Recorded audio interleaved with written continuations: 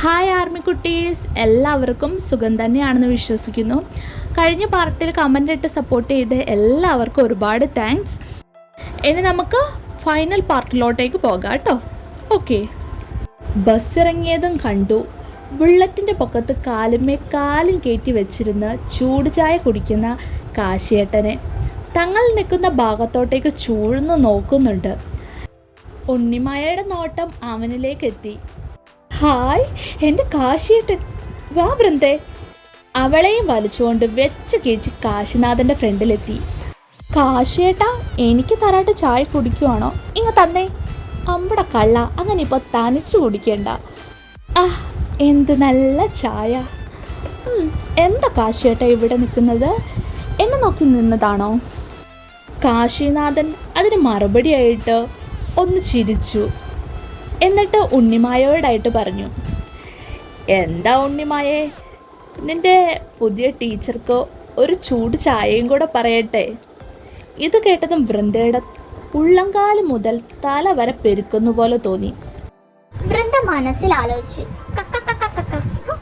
ഏതെങ്കിലും പെണ്ണുങ്ങൾ വന്ന് ചായ വാങ്ങി കുടിച്ചിട്ടുണ്ടെങ്കിൽ അപ്പൊ അങ്ങ് ഇളിച്ചോണം. നാണം കെട്ട മനുഷ്യൻ, വൃത്തികെട്ട ആള്.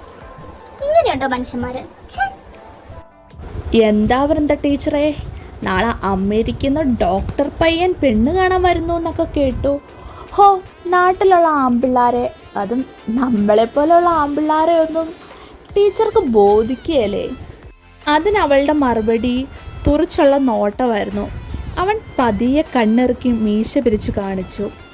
അവൾ ഉണ്ണിമായോടായിട്ട് പറഞ്ഞു, അച്ഛൻ എന്നെ നോക്കി നിൽപ്പുണ്ടാവും, ഞാൻ പെട്ടെന്ന് തന്നെ വീട്ടിലോട്ടേക്ക് ചെല്ലട്ടെ. ശരി എന്നാ. അങ്ങനെ പിറ്റേന്ന് രാവിലെ വൃന്ദയെ പെണ്ണ് കാണാൻ ചെറുക്കൻകൂട്ടരെത്തി. അമ്മായിയമ്മയാണെങ്കിൽ സ്കോർ ചെയ്ത് നിൽക്കുവാണ്. വൃന്ദയ്ക്ക് എത്ര മുടിക്ക് നീട്ടമുണ്ട്, എത്രയൊക്കെ കുക്ക് ചെയ്യാനറിയാം, പുറത്തോട്ടേക്ക് ജോലിക്ക് വിടില്ല, അങ്ങനെ നിരവധി പ്രസ്താവനകൾ ഇറക്കി. അവൾ മനസ്സിലോർത്തു, ഇതിപ്പം മകനെയാണോ ഞാൻ തള്ളേനെയാണോ കിട്ടുന്നത്? അയ്യോ കഷ്ടം. ഒന്നിൻ്റെ കൂടെ ഒരു തള്ളെന്നുള്ള രീതിക്ക് അച്ഛൻ ചെറുക്കനോടായിട്ട് പറഞ്ഞു, മോനെ, ഈ പലഹാരങ്ങളൊക്കെ എടുത്ത് കഴിക്കുക. ആക്ച്വലി അങ്കിൾ, ഇതൊക്കെ ഇവിടെ ഉണ്ടാക്കിയതാണോ? മോൻ വരുമ്പോൾ ഒരു ഓലപ്പര ഇട്ടിട്ട് ഒരു കട കണ്ടില്ലേ, അവിടുത്തെ രഘുചേട്ടൻ്റെ കടയിൽ നിന്നാണ്. എല്ലാവരും കൈകൊണ്ട് തന്നെ ഉണ്ടാക്കുന്നതാ. സി അങ്കിൾ, എനിക്ക് ഇങ്ങനത്തെ സാധനങ്ങളോടൊന്നും ഇഷ്ടമല്ല. അത് മാത്രമല്ല, ഹൈജീൻ ഇല്ലാണ്ട് അവർ കൈയൊക്കെ ഉപയോഗിച്ച് ആലോചിക്കാനേ പാടില്ല. എനിക്ക് ഒമറ്റിങ് വരുന്നു. ഞാൻ 5 സ്റ്റാർ ഹോട്ടലിൽ നിന്ന് മാത്രമേ കഴിക്കാറുള്ളൂ. അതാണല്ലോ നല്ലതും. നമ്മുടെ ഡിഗ്നിറ്റി പോലെയുള്ള സ്ഥലങ്ങളിൽ കയറുന്നതാണ് എനിക്കിഷ്ടം. ഇത് കേട്ടതും വൃന്ദയ്ക്ക് നല്ല ആവശ്യം വന്നു. ആൻറ്റി, നിങ്ങൾക്ക് വന്ന വഴി തന്നെ ഇറങ്ങിപ്പോകാം. എനിക്ക് ഈ കല്യാണത്തിന് ഒട്ടും ഇഷ്ടമല്ല. പഠിപ്പുണ്ടെന്ന് പറഞ്ഞിട്ട് കാര്യമില്ല. നിങ്ങളുടെ മകന് തലയ്ക്കകത്ത് 5 പൈസയുടെ വിവരമില്ല.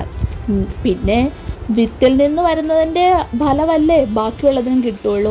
അത് അച്ചടിച്ച പോലെ കിട്ടിയിട്ടുണ്ട്. അപമാനിക്കുവാന്ന് കരുതരുത്. നിങ്ങൾക്ക് ഇപ്പം തന്നെ ഇറങ്ങിപ്പോകാം. ഉമ്മർത്തിരുന്ന് വൈകുന്നേരം ചായ കുടിച്ചപ്പോൾ വൃന്ദയുടെ അച്ഛൻ പറഞ്ഞു, അങ്ങനെ ആ വിവാഹവും മുടങ്ങി. കുഴപ്പമില്ലടാ, അല്ലെങ്കിലും അവരർഹിക്കുന്ന മറുപടിയാണ് നീ പറഞ്ഞത്. അങ്ങനെ ഒരു വെള്ളിയാഴ്ച ദിവസം ഉണ്ണിമായയുടെ അച്ഛൻ ഉണ്ണിമായെ സ്കൂളിൽ നിന്ന് തന്നെ കൂട്ടിക്കൊണ്ടുപോയി. താൻ തനിച്ചേ എന്നുണ്ടായിരുന്നുള്ളൂ. അങ്ങനെ പാടവരമ്പത്തൂടെ കണ്ണു നിറഞ്ഞ് നടക്കുമ്പോഴാണ് ഗോതമ്പ് പൊടിക്കുന്ന മില്ലിൻ്റെ അടുത്ത് കുറച്ച് വൃദ്ധന്മാർ ഇരിപ്പുണ്ടായിരുന്നു. കാശിനാഥൻ അവരോട് ഓരോ കാര്യങ്ങൾ ഇങ്ങനെ ചോദിച്ചറിയുന്ന സമയത്ത് തൻ്റെ കണ്ണൊന്ന് പാളി നോക്കിയതും കണ്ടു. പാടവരമ്പത്തൂടെ കണ്ണും നിറച്ചു പോകുന്ന വൃന്ദയെ. അവൻ നിമിഷ നേരം കൊണ്ട് പാഞ്ഞ് അവളുടെ അരികിലെത്തി. അവൻ ആർദ്രമായി അവളോട് ചോദിച്ചു, പെണ്ണെ, എന്തു പറ്റി? എന്താട കരയുന്നേ? അവൻ ഒട്ടും പ്രതീക്ഷിച്ചില്ല. പെട്ടെന്ന് അവൾ അവൻ്റെ നെഞ്ചിൽ അമർന്ന് പൊട്ടിക്കരഞ്ഞു. അവൻ അവളെ പതിയെ തലോടി. കുഞ്ഞാ, എന്തട പറ്റിയേ? അവളുടെ മുഖം കോരിയെടുത്ത് അവൻ ചോദിച്ചു. അന്നാദ്യമായിട്ട് അവൾ ഒരു കൊച്ചു കുഞ്ഞിനെ പോലെ പൊട്ടിക്കരഞ്ഞു.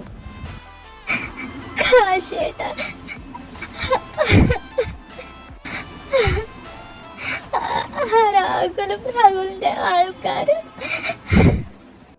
കാശി വൃന്ദയുടെ വീറോടും വാശിയോടും കയ്യിൽ പിടിച്ചു. വാ. കവലയിൽ ചെന്നതും കണ്ടു കൂട്ടുകാരോട് വാചകം അടിച്ചു നിൽക്കുന്നവനെ, ആ രാഹുലിനെ. തൻ്റെ മുന്നിൽ വെച്ച് തന്നെ കാശിയേട്ടൻ ഊക്കോടെ നെഞ്ചോണ്ട് ഒരു ചവിട്ട് വെച്ചു കൊടുത്തു. എൻ്റെ പ്രാണനാണിവൾ, എൻ്റെ പ്രാണനെ തൊട്ട ചുട്ടരിക്കും ഞാൻ എന്ന് പറഞ്ഞ് ചങ്കൂറ്റത്തോടെ എൻ്റെ നെറ്റിയിൽ വന്ന് ചുംബിച്ചു. രാഹുലിനെയും രാഹുലിൻ്റെ ഫ്രണ്ട്സിനെയും പൊതിരം തല്ലി എഴുന്നേറ്റ് നടക്കാൻ പോലും പറ്റാത്ത പരുവത്തിലാക്കി. എന്നെ വീട്ടിലും കൊണ്ടുപോയി വിട്ടു. ഞാൻ കുറച്ചു നേരം കൊണ്ട് ഞാൻ എന്തൊക്കെയാണ് കാണിച്ചു കൂട്ടിയതെന്നോ എനിക്ക് തന്നെ ഒരു ഐഡിയ ഇല്ലായിരുന്നു. അതെ, ഞാൻ മനസ്സിലാക്കി, പ്രണയം ഒരു പരിധിക്കപ്പുറം മറച്ചു പിടിക്കാൻ കഴിയില്ല. ഞാൻ കെട്ടിയ കപട ദേഷ്യമെല്ലാം ഇന്ന് പൊട്ടി പാളീസായിരിക്കുന്നു. ഇന്നാണ് ഞങ്ങളുടെ ആദ്യ രാത്രി. ആ സംഭവത്തിന് ശേഷം ദേവിയമ്മ വീട്ടിൽ വന്നു. പെണ്ണാലോചിച്ചു. അച്ഛനാണെങ്കിൽ 100 വട്ടം സമ്മതം. ഗ്ലാസ്സിലേക്ക് പാലൊഴിച്ച് തരുന്ന ധൃതിയിലാണ് ദേവിയമ്മ. അമ്മ എന്നോടായിട്ട് പറഞ്ഞു, എൻ്റെ പൊന്നു കുട്ടിയെ, അവന് നീയെന്ന് വെച്ചാൽ ഭയങ്കര ഇഷ്ടമാണ്. ഇത് കേട്ടോണ്ടാണ് ഉണ്ണിമായ വന്നത്. അതെ അതെ, എൻ്റെ മുറച്ചക്കനെ തട്ടിയെടുത്ത കള്ളി. എൻ്റെ പൊന്നു വൃന്ദേ, നിന്നെ കളിപ്പിക്കാൻ വേണ്ടി ഞങ്ങൾ ചുമ്മാ കാണിക്കുന്ന. പണ്ട് മുതലേ ഞങ്ങൾ നല്ല ഫ്രണ്ട്സാണ്. പിന്നെ കാശിയേട്ടന് നീയെന്ന് വെച്ചാൽ ജീവന. നിൻ്റെ കുറുമ്പും നിൻ്റെ തുറിച്ചുള്ള നോട്ടവും കാണാൻ വേണ്ടിയിട്ട് മനഃപൂർവ്വം എൻ്റെ അടുത്ത് പറഞ്ഞ് ചെയ്യിപ്പിക്കുന്ന. അല്ലാണ്ട് ഞങ്ങൾ തമ്മിൽ ഒരു അനിയത്തി ചേട്ടൻ ബന്ധമാണ്. ഇത് കേട്ടതും വൃന്ദ ഒരു ചളിയോടെ ഒന്ന് ചിരിച്ചു കാണിച്ചു. ആ മതി അളിഞ്ഞത്. പിന്നെ കോളേജിലൊക്കെ എത്ര ആമ്പിള്ളേർ നീ അറിയാണ്ട് നിൻ്റെ പുറകെ നടന്നിട്ടുണ്ടെന്നറിയാവോ? അതിനെല്ലാം അടിച്ച് തൂത്ത് വെടിപ്പാക്കുന്നതാരാ? നിൻ്റെ കാശിയേട്ടനാ. ദേവിയമ്മ ഒരു ചിരിയോടെ പറഞ്ഞു. എന്നാൽ സമയം വൈകിക്കേണ്ട, ദേ പാലും കൊണ്ട് പൊക്കോ. അടുക്കളയിൽ കാശിനാഥൻ്റെ ശബ്ദം മുഴങ്ങി. അമ്മേ, ഞാൻ ആ പന്തലിൻ്റെ പൈസ കൊടുത്തിട്ട് വരാട്ടോ. അങ്ങനെ വൃന്ദ ആ റൂമിലെത്തി. പാല് ടേബിളിൽ വെച്ചു.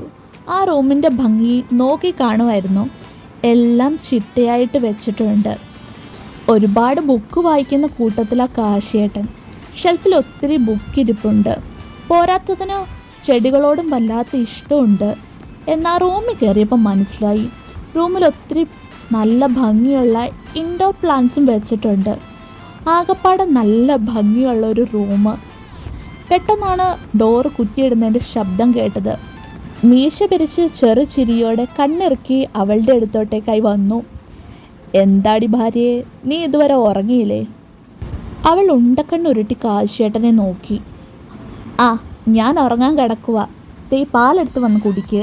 അവൾ കപട ദേഷ്യത്തിൽ അവനോടായി അരിശത്തോടെ പറഞ്ഞു. അതിന് രാത്രി ഞാൻ ഈ പാലല്ലല്ലോ കുടിക്കാൻ പോകുന്നത്.